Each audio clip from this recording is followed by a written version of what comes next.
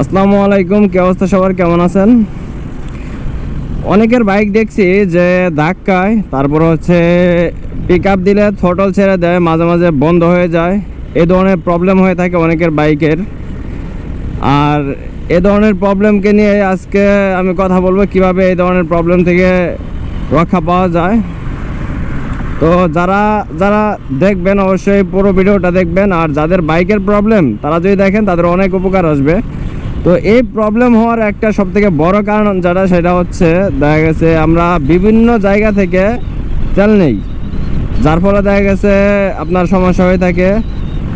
আর অনেক সময় দেখা গেছে আমরা জানি না যে কোন পেট্রোল পাম্পের তেল ভালো বা কোন পেট্রোল পাম্পের তেল খারাপ। অনেক সময় যে যেখান থেকে পাইতেছে নিয়ে নিচ্ছে। তো যাদের বাইকে এই ধরনের প্রবলেম দেখা দেয় তারা অবশ্যই চেষ্টা করবেন যে যে কোনো একটা পেট্রোল পাম্প থেকে তেল নেওয়ার, তাহলে দেখবেন যে আপনার বাইকে এই ধরনের তেমন একটা প্রবলেম হবে না।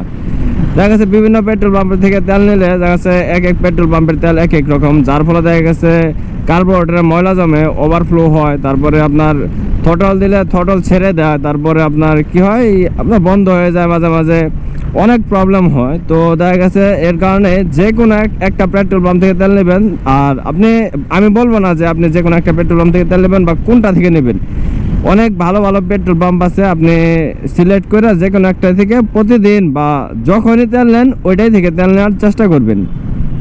যেমন আমি সবসময় তেল নেই একটা পেট্রোল পাম্প থেকে। এখন আমি তেল নেওয়ার জন্যই কিন্তু মূলত যাইতেছি, আমার বাসা হচ্ছে মালিবাগে, আমি আসছি তেজগাঁও তেল নিতে, আর আমি যাবো হচ্ছে তেল নিয়ে নারায়ণগঞ্জ। তো আমি কিন্তু উল্টা আসছি তেল নেওয়ার জন্য, কারণ ওই যে আমার বাইকে যাতে কোনো প্রকার প্রবলেম না দেখা দেয় তার জন্যই কিন্তু এইখানে আসছি একটু দূরে, উল্টা ঘুরে তেল নেওয়ার জন্য।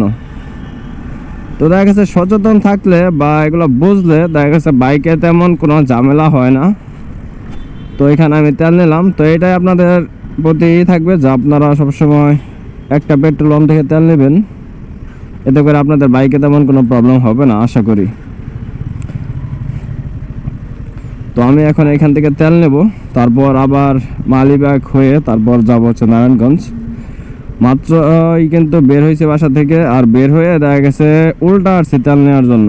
কারণ এই যে আমার বাইকে আমি এই ধরনের প্রবলেম পাইছি, পরবর্তীতে একটা পেট্রোল পাম্প থেকে তেল নেওয়ার ফলে আস্তে আস্তে এই প্রবলেমটা সলভ হয়ে গেছে। তো যাদের বাইকে প্রবলেম হয় তারা অবশ্যই চেষ্টা করবেন একটা পেট্রোল পাম্প থেকে তেল নেওয়ার জন্য। তো ভালো থাকবেন, টাটা।